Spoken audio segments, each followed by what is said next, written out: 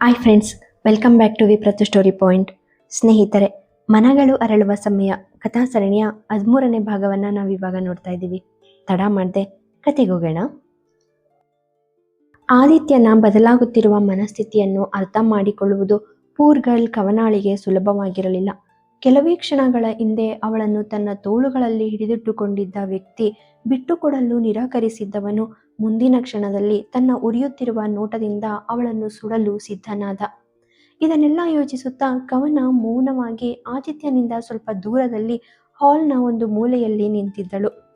Flash back. Aditya Rohin ಜೊತೆ ಮಾತನಾಡುತ್ತಾ ಫೋನನ್ನು ಕಟ್ ಮಾಡಿ ಬೆಡ್ನಿಂದ ಎದ್ದು ಬಟ್ಟೆ ಬದಲಾಯಿಸುವ ರೂಮಿನ ಕಡೆಗೆ ಹೋಗುತ್ತಿದ್ದಾಗ ಮೆಸೇಜ್ ನೋಟಿಫಿಕೇಶನ್ ಸೌಂಡ್ ಅವನನ್ನು ಮತ್ತೆ ತನ್ನ ಫೋನ್ ಓಪನ್ ಮಾಡಿ ಮೆಸೇಜ್ ಓದುವಂತೆ ಮಾಡಿತ್ತು. Good morning sir, it's emergency. Please ನೀವು ಫ್ರೀ ಆದ ನಂತರ ನನಗೆ ಕಾಲ್ ಮಾಡಿ. ಅದು Raj group of companies account head Vinay Chaudhary ಅವರಿಂದ ಬಂದ ಮೆಸೇಜ್ ಆಗಿತ್ತು. ಮೆಸೇಜನ್ನು ಚೆಕ್ ಮಾಡಿದ ನಂತರ ಆದಿತ್ಯ ತಕ್ಷಣ ಚೌಧರಿ ಅವರಿಗೆ ಕಾಲ್ ಮಾಡಿದ. ಹೇಳಿ ಚೌಧರಿ, ಮಾರ್ನಿಂಗೇ ಅಂತ ಎಮರ್ಜೆನ್ಸಿ ಏನು? ಆದಿತ್ಯ ತಮಾಷೆಯಾಗಿ ಕೇಳಿದ. ಆದರೆ ಇನ್ನೊಂದು ಕಡೆಯಿಂದ ಭಯಭೀತ ಮತ್ತು ಗಂಭೀರವಾದ ಧ್ವನಿ ಬಂದಿತ್ತು. ಸಾರಿ ಸರ್, ಆದರೆ ನಾನು ನಿನ್ನೆ ರಾತ್ರಿ ನಿಮಗೆ ಕಾಲ್ ಮಾಡೋಕ್ಕೆ ತುಂಬ ಟ್ರೈ ಮಾಡಿದೆ, ಆದರೆ ಕನೆಕ್ಟ್ ಆಗಲಿಲ್ಲ. ಅದಕ್ಕಾಗಿಯೇ. ಚೌಧರಿ ಮಾತನಾಡುವುದನ್ನು ನಿಲ್ಲಿಸಿದರು. ಏನಾಯಿತು ಚೌಧರಿ, ಏನಾದರೂ ಪ್ರಾಬ್ಲಮ್ ಇದೆಯಾ? ಚೌಧರಿ ಅವರ ಮಾತಿನ ಧಾಟಿಯನ್ನು ಕೇಳಿದ ಆದಿತ್ಯ ಸ್ವಲ್ಪ ಗಂಭೀರವಾಗಿ ಕೇಳಿದ. ಸರ್, ಅದು ಕರಣ್ ಸರ್ ನಿನ್ನೆ ಕಂಪ್ನಿ ಅಕೌಂಟಿಂದ 1.5 crore ತಮ್ಮ ಹೊಸ ಕಾರ್ಗೆ. ಚೌಧರಿ ಇನ್ನೇನನ್ನು ಹೇಳುವ ಮೊದಲೇ ಆದಿತ್ಯ ಕೋಪದಲ್ಲಿ ಕನಲಿ ನಂತರ ತಣ್ಣನೆಯ ಧ್ವನಿಯಲ್ಲಿ ಹೇಳಿದ.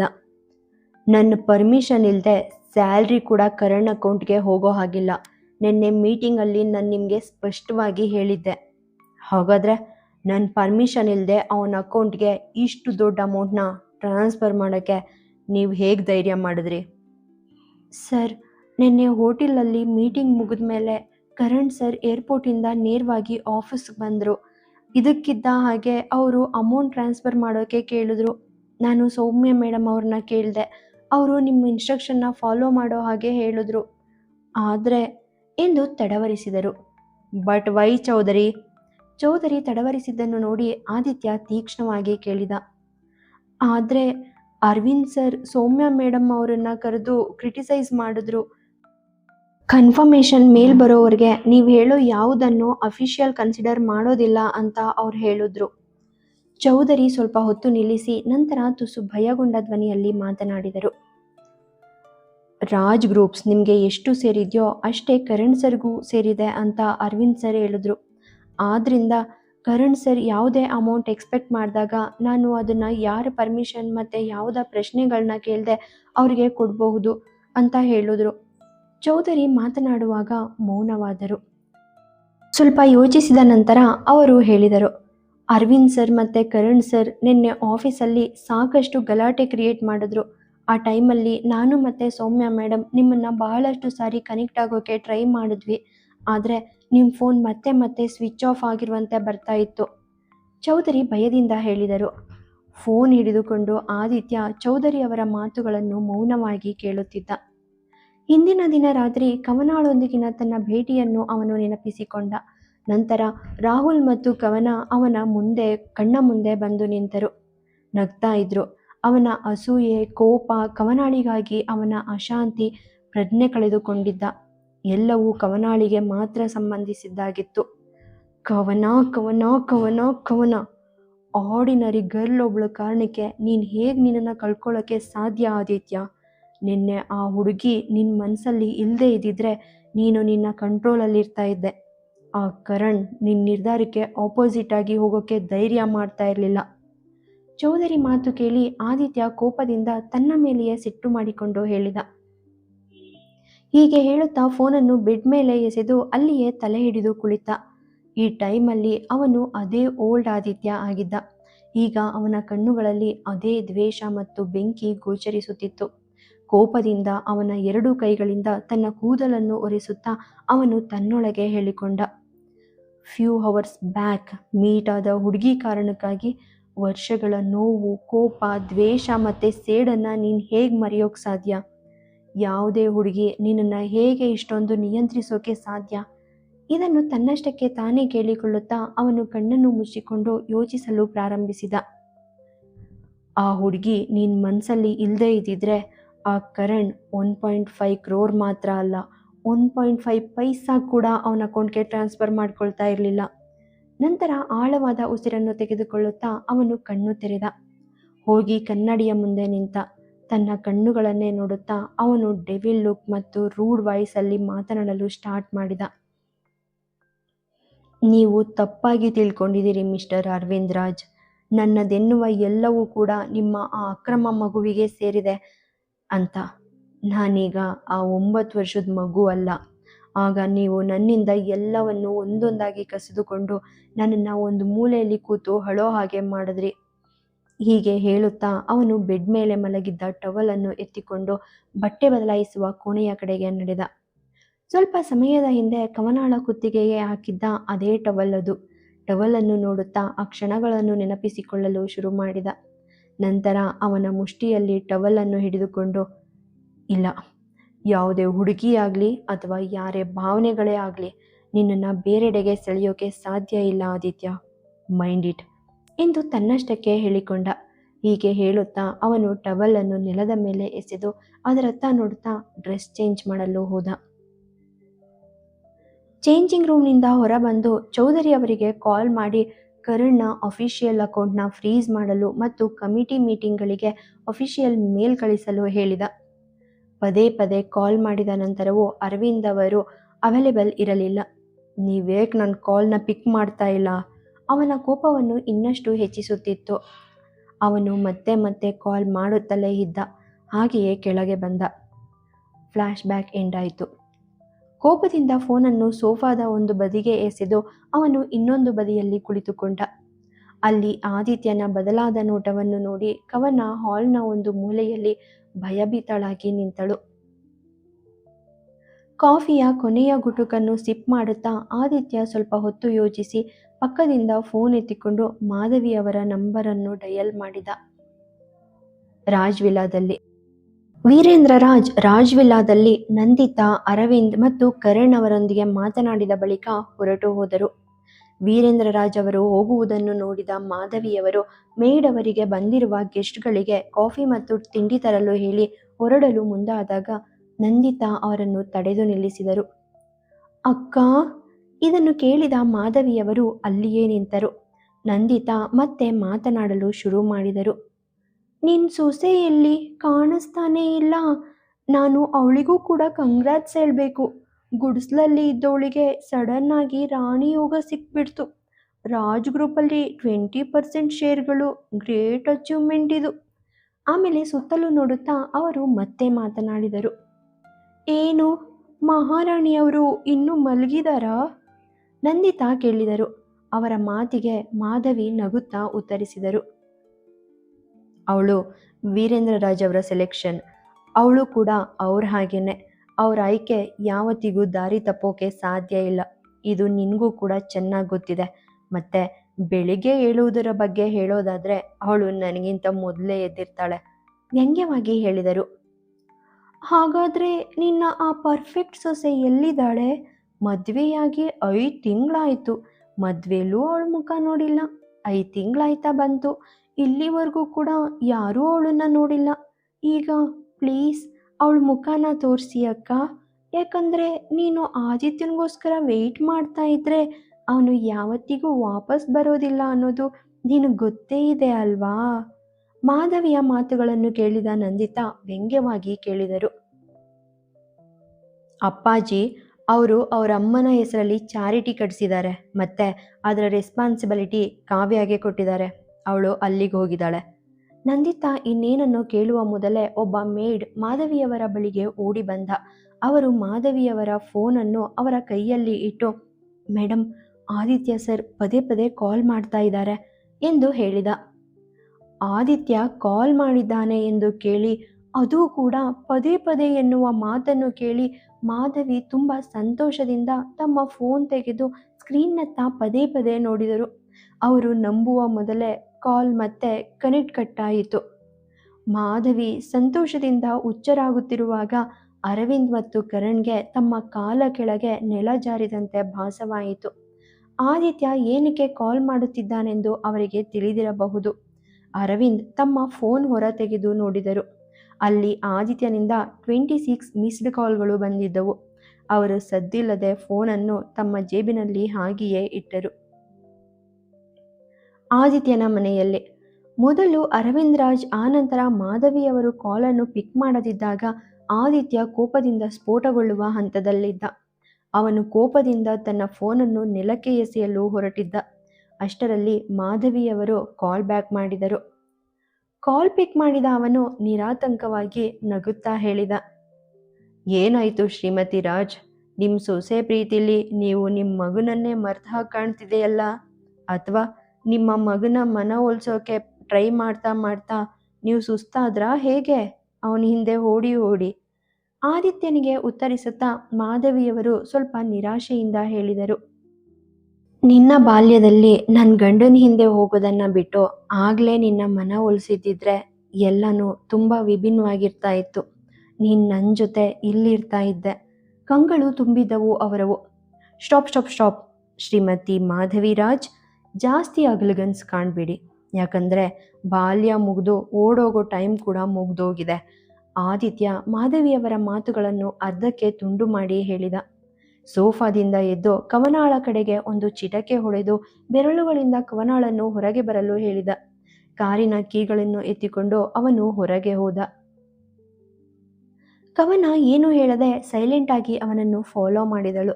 ಆದಿತ್ಯನ ಮುಖಭಾವಗಳನ್ನು ನೋಡಿ ನಡುಗಿದಳು ಕ್ಷಣ. ಅವಳ ಉಗುಳು ಗಂಟಲಲ್ಲೇ ಸಿಕ್ಕಿ ಹಾಕಿಕೊಂಡ ಹಾಗಾಗಿತ್ತು ಅವಳಿಗೆ. ಮಹಾಬಲೇಶ್ವರಕ್ಕೆ ಆದಿತ್ಯನೊಂದಿಗೆ ಒಬ್ಬಂಟಿಯಾಗಿ ಹೋಗಬೇಕು ಎಂಬ ಯೋಚನೆ ಮನಸ್ಸಿಗೆ ಬರುತ್ತಲೇ. ಹೇಗಿದೆಯಾ? ಮಾಧವಿ ಪ್ರೀತಿಯಿಂದ ಕೇಳಿದರು. ದುರಾದೃಷ್ಟವಶಾತ್ ನಾನು ಬದುಕಿದ್ದೀನಿ ಎಂದು ಹೇಳುತ್ತಾ ಕಾರಿನ ಕಡೆಗೆ ಹೋಗುವಾಗ ಅವರ ಪ್ರಶ್ನೆಗೆ ಉತ್ತರಿಸಿದ. ಮಾಧವಿ ಬೇರೇನಾದರೂ ಕೇಳುವ ಮೊದಲೇ ಆದಿತ್ಯ ತಮಾಷೆ ಮಾಡುತ್ತಾ, ನಿಮ್ಮಿಂದ ಏನಾದರೂ ತಪ್ಪಾಗಿದ್ರೆ ಪ್ಲೀಸ್ ಫೋನನ್ನು ಸ್ಪೀಕರಲ್ಲಿಡಿ. ನಾನು ಏನು ಹೇಳ್ತೀನೋ ಅದೆಲ್ಲ ನಿಮ್ಮ ಗಂಡ ಮತ್ತು ಆ ಇಲಿಜಿಮೇಟ್ ಸನ್ ಕೂಡ ಒಟ್ಟಿಗೆ ಕೇಳಿಸ್ಕೊಳ್ಬಹುದು ಎಂದು ಹೇಳಿದ. ಹೀಗೆ ಹೇಳುತ್ತಲೇ ಆದಿತ್ಯ ಕಾರ್ ಹತ್ತಿದ. ಒಳ್ಳೆಯ ಹುಡುಗಿಯಂತೆ ಕವನ ಸದ್ದಿಲ್ಲದೆ ಹೋಗಿ ಅವನ ಪಕ್ಕದಲ್ಲಿ ಕುಳಿತಳು. ಆ ಕ್ಷಣದಲ್ಲಿ ಆದಿತ್ಯನ ಕಾರಿನಂತೆ ಕಾಣದೆ ಹಾಂಟೆಡ್ ಪ್ಲೇಸ್ನಂತೆ ಅನಿಸಿತ್ತು ಅವಳಿಗೆ. ಒಂದು ಕ್ಷಣವೂ ತಡ ಮಾಡದೆ ಅವಳು ಸೀಟ್ ಬೆಲ್ಟ್ ಕಟ್ಟಿಕೊಂಡಳು. ಸನ್ಗ್ಲಾಸ್ ಅನ್ನು ಕಣ್ಣುಗಳಿಗೆ ಏರಿಸಿದ ಆದಿತ್ಯ ಕಾರನ್ನು ಸ್ಟಾರ್ಟ್ ಮಾಡಿದ. ಇತ್ತ ಮಾಧವಿ, ಅರವಿಂದ್ ಮತ್ತು ಕರಣ್ರನ್ನು ನೋಡಿ, ಆದಿತ್ಯನಿಗೆ ನಿಮ್ಮಿಬ್ಬರ ಜೊತೆ ಮಾತಾಡೋದಿದೆ ಅಂತೆ ಎಂದು ಹೇಳಿ ಫೋನನ್ನು ಸ್ಪೀಕರಲ್ಲಿ ಇಟ್ಟರು. ಆದಿತ್ಯ ಬ್ಲೂಟೂತ್ ಆನ್ ಮಾಡಿ ಫೋನನ್ನು ಪಕ್ಕಕ್ಕೆ ಇಟ್ಟ. ಇಷ್ಟೆಲ್ಲ ನಡೆಯುತ್ತಿರುವಾಗ ಅವನು ಕವನಾಳನ್ನು ಕಂಪ್ಲೀಟ್ ಆಗಿ ನೆಗ್ಲೆಕ್ಟ್ ಮಾಡ್ದ. ಕಾರನ್ನು ಸ್ಟಾರ್ಟ್ ಮಾಡಿ ಆದಿತ್ಯ ಮಾತನಾಡಲು ಸ್ಟಾರ್ಟ್ ಮಾಡ್ದ. ಅಂದಹಾಗೆ ಮಿಸ್ಟರ್ ಅರವಿಂದ್ ರಾಜ್, ಹೇಗಿದ್ದೀರಿ? ಮುಗುಳ್ನಗುತ್ತಾ ಅರವಿಂದ್ ಅವರನ್ನು ಕೇಳಿ, ಮತ್ತೆ ನೀವು ನಿಮ್ಮ ತಂದೆಗೆ ನನ್ನ ಮೇಲೆ ಕಂಪ್ಲೇಂಟ್ ಮಾಡೋದ್ರಲ್ಲಿ ತುಂಬ ಬ್ಯುಸಿ ಆಗಿದ್ದೀರಾ. ಮೇ ಬಿ ನಾನು ಕಾಲ್ ಮಾಡಿದ್ದು ನಿಮಗೆ ಗೊತ್ತೇ ಆಗಿಲ್ಲ ಅನಿಸುತ್ತೆ. ವ್ಯಂಗ್ಯವಾಗಿ ನಕ್ಕುತ್ತಾ, ನಾನು ಕಂಪ್ಲೇಂಟ್ ಮಾಡೋಕ್ಕೆ ಬಂದಿರಲಿಲ್ಲ. ನೀವು ಹಾಗೆ ಮಾಡೋಕ್ಕೆ ಸಾಧ್ಯ ಇಲ್ಲ. ಯಾಕಂದರೆ ನಿಮಗೆ ಅಷ್ಟೊಂದು ಸ್ಟೇಟಸ್ ಉಳಿದಿಲ್ಲ. ಮತ್ತು ನೀವು ಮಾಡೋ ಕಂಪ್ಲೇಂಟ್ ನನಗೆ ಯಾವುದೇ ಡಿಫ್ರೆನ್ಸ್ ಮಾಡೋದಿಲ್ಲ. ಆದಿತ್ಯ ಕೋಪದಿಂದ ಅರವಿಂದ್ ಅವರನ್ನು ಇಂಟರಪ್ಟ್ ಮಾಡುತ್ತಾ ಹೇಳಿದ. ನಂತರ ಸ್ವಲ್ಪ ಹೊತ್ತು ತಡೆದು ನಂತರ ವ್ಯಂಗ್ಯವಾಡುವ ಸ್ವರದಲ್ಲಿ ಹೇಳಿದ, ನೀವು ಏನಾದರೂ ಮಾಡೋಕ್ಕೆ ಸಾಧ್ಯ ಆದರೆ ಅದು ನೀವು ನಿಮ್ಮ ಹೆಂಡತಿಯ ತಂಗಿ ಜೊತೆಗೆ ಮಾತ್ರ ಇಲ್ಲಿಗಲ್ ಅಫೇರ್ ಇಟ್ಕೊಳ್ಬಹುದು ಅಥವಾ ಇಲ್ಲಿಗಲ್ ಮಕ್ಕಳನ್ನ ಹುಟ್ಟಿಸ್ಬಹುದು. ಹಾಗೆ ನಿಮ್ಮ ತಂದೆ ಪ್ರಾಪರ್ಟಿನ ನಿಮ್ಮ ಇಲ್ಲಿಗಲ್ ಅಫೇರ್ಸ್ಗಳಿಗೆ ವೇಸ್ಟ್ ಮಾಡಬಹುದು. ಆದಿತ್ಯ, ನಿನ್ಗೆಷ್ಟು ಧೈರ್ಯ? ಆದಿತ್ಯನ ಮಾತುಗಳನ್ನು ಕೇಳಿದ ಅರವಿಂದ್ ಕೋಪದಲ್ಲಿ ಕನಲಿ ಹೇಳಿದರು. ಕರಣ್ ಕೂಡ ಹಿಂದೆ ಬೀಳಲಿಲ್ಲ. ಪರ್ಸ್ನಲ್ ಆಗಿ ಇಲ್ಲದಿದ್ದರೆ ಅವನು ತನ್ನ ಕೋಪವನ್ನು ಫೋನಲ್ಲಿ ಹೊರಹಾಕಬಹುದಾಗಿತ್ತು. ಆದಿತ್ಯ ಫೋನ್ ಒಳಗೆ ಏನನ್ನು ಮಾಡಲು ಸಾಧ್ಯವಾಗುತ್ತಿರಲಿಲ್ಲ. ಕರಣ್ ಕೋಪದಿಂದ ಹೇಳಿದ, ಸ್ಟಾಪ್ ಬ್ರೋ, ನಿನ್ಗೆಷ್ಟು ಧೈರ್ಯ ಅಪ್ಪನ ಜೊತೆ ಹೀಗೆ ಮಾತಾಡೋಕ್ಕೆ? ಏನೇ ಆದರೂ ಅವ್ರು ನಿನ್ನಪ್ಪ ಕೂಡ. ಯು ಬ್ರೋ, ಆದ್ದರಿಂದ ಸ್ವಲ್ಪ ರೆಸ್ಪೆಕ್ಟಿಂದ ಇರೋ. ಕರಣ್ನಿಂದ ಬ್ರೋ ಎನ್ನುವ ಮಾತು ಕೇಳಿ ಆದಿತ್ಯ ಅವನನ್ನು ತಡೆದು ಕಿರುಚಿದ. ನನ್ನ ಜೊತೆ ಯಾವುದೇ ಸಂಬಂಧ ಬೆಳೆಸ್ಕೋಕೆ ಟ್ರೈ ಮಾಡಬೇಡ. ಇಲ್ಲದೆ ಹೋದರೆ ನಾನು ನಿನ್ನನ್ನು ಆಫೀಸಿಂದ ಮಾತ್ರ ಅಲ್ಲದೆ ಈ ಲೋಕದಿಂದನೂ ಬ್ಯಾನಿಷ್ ಮಾಡ್ತೀನಿ. ನಿನಗೆ ಮಿಸ್ಟರ್ ಅರವಿಂದ್ ರಾಜ್ರಂತಹ ತಂದೆ ಸಿಗಲಿ ಎಂದು ಹೇಳಿ ವ್ಯಂಗ್ಯವಾಗಿ ನಗುತ್ತಾ, ಎಸ್, ನನ್ನ ಜೊತೆ ರೆಸ್ಪೆಕ್ಟಿಂದ ಮಾತಾಡು. ಈಗ ನಿನ್ನ ಡ್ರಾಮಾನ ಸ್ಟಾಪ್ ಮಾಡಿ ನಿನ್ನ ತಾಯಿಯ ಸೆರಗಿ ಹಿಡಿದು ಸೈಲೆಂಟಾಗಿ ಕೂತ್ಕೋ. ಯಾಕಂದರೆ ಈ ಇಡೀ ಜಗತ್ತಲ್ಲಿ ನೀನು ನನ್ನಿಂದ ದೂರ ಇರಬಹುದಾದ ಸ್ಥಳ ಅಂದರೆ ಅದು ಮಾತ್ರ. ಇದನ್ನು ಕೇಳಿದ ನಂದಿತಾರೆ ಮಗನನ್ನು ತಮ್ಮ ಬಳಿಗೆ ಕರೆದುಕೊಂಡರು. ಅವನನ್ನು ಸುಮ್ಮನಿರುವಂತೆ ಸನ್ನೆ ಮಾಡಿದರು. ನಂತರ ಆದಿತ್ಯ ಅರವಿಂದ್ ಅವರಿಗೆ ಹೇಳಿದ, ಎಸ್ ಮಿಸ್ಟರ್ ಅರವಿಂದ್ ರಾಜ್, ನನಗೆ ತಂದೆ ಮಗನ ಸಂಬಂಧದ ಬಗ್ಗೆ ಸ್ವಲ್ಪನೂ ರೆಸ್ಪೆಕ್ಟ್ ಇಲ್ಲ. ನಾನು 9ನೇ ವಯಸ್ಸಿನಿಂದ ಆ ರಿಲೇಷನ್ಶಿಪ್ನ ರೆಸ್ಪೆಕ್ಟ್ ಮಾಡೋದನ್ನು ನಿಲ್ಲಿಸಿದ್ದೀನಿ. ನೀವಿದೆಲ್ಲ ತಪ್ಪು ಕಲ್ಪನೆಯಲ್ಲಿ ಇರಬೇಡಿ. ಕಾರಿನ ಮಿರರನ್ನು ಸರಿಪಡಿಸುತ್ತಾ ಕವನಾಳ ಕಡೆಗೆ ಒಮ್ಮೆ ನೋಡಿ ಹೇಳಿದ, ನಿಮ್ಗೆ ಗೊತ್ತಾ, ಶ್ರೀಮತಿ ಮಾಧವಿರಾಜ್ ಅವರಿಗೆ ನಿಮ್ಮ ಹೆಸರಲ್ಲಿ ಕುಂಕುಮ ಮತ್ತು ತಾಳಿ ಇಟ್ಕೊಳ್ಳೋದು ತುಂಬ ಇಷ್ಟ. ಅವರಿಗೆ ನಿಮ್ಮ ಬಗ್ಗೆ ಸ್ವಲ್ಪ ರೆಸ್ಪೆಕ್ಟ್ ಇದೆ. ಆದರೆ ನೀವು ಬಿಹೇವ್ ಮಾಡ್ತಾ ಇರೋ ರೀತಿ ನೋಡಿದ್ರೆ ಆ ರೆಸ್ಪೆಕ್ಟ್ ಕೂಡ ಶಾರ್ಟ್ಲಿ ಎಂಡ್ ಆಗಬಹುದು ಅನ್ನಿಸ್ತಾ ಇದೆ. ಇದನ್ನು ಹೇಳಿದ ನಂತರ ಅವನು ಕವನಾಳತ್ತ ಓರೆಯಾಗಿ ನೋಡಿ ತೀಕ್ಷ್ಣವಾದ ಮಂದಸ್ವರದಲ್ಲಿಯೇ ಹೇಳಿದ, ಹೇಗಾದರೂ relationships, family, love, feelings such as words Aditya ರಾಜ್ನ ಡಿಕ್ಷನರಿನಲ್ಲಿ ಅಸ್ತಿತ್ವದಲ್ಲಿಲ್ಲ ಅಂತ ನಿಮ್ಗೆಲ್ರಿಗೂ ತಿಳಿದಿದೆ. ಅವನು ಮಾತನಾಡುವಾಗ ಕವನಾಳಿಂದ ನೋಟ ಸರಿಸಿ ಮುಂದೆ ನೋಡಿದ. ಆದಿತ್ಯ ಸನ್ಗ್ಲಾಸ್ ಹಾಕಿದ್ದ. ಆದ್ದರಿಂದ ಅವನ ಭಾವನೆಗಳು ಆ ಗ್ಲಾಸ್ ಅಡಿಯಲ್ಲಿ ಹೈಡ್ ಆಗಿದ್ವು. ಆದರೆ ಕವನ ತಾನು ಅನುಭವಿಸಿದ ಭಾವನಾತ್ಮಕ ಕ್ಷಣಗಳು ಓನ್ಲಿ ಫೀಲಿಂಗ್ಸ್ ಎಂದು ಈಗಾಗಲೇ ಅರ್ಥ ಮಾಡಿಕೊಂಡಿದ್ದಳು. ಅವುಗಳಲ್ಲಿ ವಾಸ್ತವಕ್ಕೆ ಯಾವುದೇ ಅವಕಾಶವಿರಲಿಲ್ಲ. ಆದಿತ್ಯ ಈಗೀಗ ಏನು ಹೇಳ್ತಾ ಇದ್ನೋ ಅದು ಅವಳಿಗೂ ಸಹ ಅನ್ವಯಿಸ್ತಾ ಇತ್ತು. ಇದನ್ನೆಲ್ಲ ಯೋಚಿಸುತ್ತಾ ಅವಳ ಅರಿವಿಲ್ಲದೆ ಅವಳ ಕಂಗಳಲ್ಲಿ ನೀರು ತುಂಬಿದವು. ಕವನ ಇದನ್ನು ಅರಿತುಕೊಂಡಾಗ ಅವಳು ತನ್ನ ಕಣ್ಣೀರನ್ನು ಹೈಡ್ ಮಾಡಲು ಕಾರಿನ ವಿಂಡೋ ಕಡೆಗೆ ಮುಖ ತಿರುಗಿಸಿದಳು. ಆಕಾಶದತ್ತ ನೋಡಿದಳು. ಆದರೆ ಅವನು ಅವಳ ಭಾವನೆಗಳನ್ನು ತನ್ನ ಮೇಲೆ ಮೇಲುಗೈ ಸಾಧಿಸಲು ಬಿಡುತ್ತಿರಲಿಲ್ಲ. ಆದಿತ್ಯ ಅವಳ ಕಣ್ಣೀರನ್ನು ನೋಡುತ್ತಿದ್ದ. ಕಾನ್ಸ್ಟೆಂಟ್ ಆಗಿ ಬದಲಾಗುತ್ತಿರುವ ಅವನ ಭಾವನೆಗಳು ಕವನಾಳನ್ನು ತೊಂದರೆಗೊಳಿಸುತ್ತಿವೆ ಎಂದು ಅವನಿಗೆ ಅರ್ಥವಾಗುತ್ತಿತ್ತು. ಮಂಗಳೂರಿನಿಂದ ಮಹಾಬಲೇಶ್ವರಕ್ಕೆ ಜರ್ನಿ ಸುಮಾರು 12 ಗಂಟೆಗಳಷ್ಟು ಸುದೀರ್ಘವಾಗಿತ್ತು. ಅಷ್ಟು ದೀರ್ಘ ಪ್ರಯಾಣ ಮತ್ತು ಕವನ ಬೆಳಿಗ್ಗೆಯಿಂದ ಒಂದು ಹನಿ ನೀರು ಸಹ ಕುಡಿದಿರಲಿಲ್ಲ. ಹೀಗಾಗುತ್ತೆ ಅಂತ ಅವಳಿಗೆ ಹೇಗೆ ತಿಳಿದಿರಬೇಕು? ಅವಳು ನಾರ್ಮಲ್ ವರ್ಕರ್ ಹಾಗೆ ಬೆಳಿಗ್ಗೆ ಬೇಗನೆ ಆಫೀಸ್ಗೆ ಹೊರಟಿದ್ಲು. ಹಸಿವು ಮತ್ತು ಬಾಯಾರಿಕೆ ಅವಳ ತಲೆನೋವನ್ನು ಇನ್ನಷ್ಟು ಹೆಚ್ಚು ಮಾಡ್ತಾ ಇತ್ತು. ವಾಟರ್ ಬಾಟಲ್ನ ಹುಡುಕ್ತಾ ಅವಳು ಕಾರಿನ ಸುತ್ತಲೂ ಒಮ್ಮೆ ಕಣ್ಣಾಡಿಸಿದ್ಲು. ಆದರೆ ಅವಳು ಆದಿತ್ಯನನ್ನು ನೋಡಿದ ಮೇಲೆ ಮತ್ತೆ ಅವನ ಧ್ವನಿಯನ್ನು ಕೇಳಿದ ತಕ್ಷಣ ಅವಳು ಮತ್ತೆ ಪ್ರತಿಮೆಯಂತೆ ಫ್ರೀಸ್ ಆದ್ಲು. ನೀನು ಸೈಲೆಂಟಾಗಿ ಕುಳಿತುಕೊಳ್ಳೋಕೆ ಆಗಲ್ವಾ? ಅಥವಾ ನಿನ್ನ ಸ್ವೀಟ್ ಬಿಹೇವಿಯರ್ನಿಂದ ನನ್ನ ಗಮನನ ಮತ್ತೆ ಅಟ್ರಾಕ್ಟ್ ಮಾಡೋಕ್ಕೆ ಟ್ರೈ ಮಾಡ್ತಾ ಇದೆಯಾ ಎಂದ. ಕವನ ಅವನಿಗೆ ಉತ್ತರಿಸಲಿಲ್ಲ ಅಥವಾ ಯಾವುದೇ ಅಭಿವ್ಯಕ್ತಿಯನ್ನು ತೋರಿಸಲಿಲ್ಲ. ಅವಳು ತನ್ನ ಮುಖವನ್ನು ತಿರುಗಿಸಿ ಮತ್ತೆ ಆಕಾಶದತ್ತ ನೋಡಿದಳು. 1-2 ಗಂಟೆಗಳ ನಂತರ ಆದಿತ್ಯ ಕಾರ್ ಡ್ರೈವ್ ಮಾಡೋದ್ರಿಂದ ಮತ್ತೆ ಅವನ ಹೃದಯ ಮತ್ತು ಮನಸ್ಸಿನ ನಡುವೆ ನಡೆಯುತ್ತಿರುವ ಯುದ್ಧದಿಂದ ಬೇಸತ್ತಾಗ ಅವನು ಸಿಗರೇಟನ್ನು ತೆಗೆದುಕೊಂಡು ಅದನ್ನು ಹಚ್ಚಿದ. 5 ನಿಮಿಷಗಳಲ್ಲಿ ಸಿಗರೇಟಿನ ವಾಸನೆ ಮತ್ತು ಹೊಗೆ ಇಡೀ ಕಾರನ್ನು ತುಂಬಿಕೊಂಡಿತು.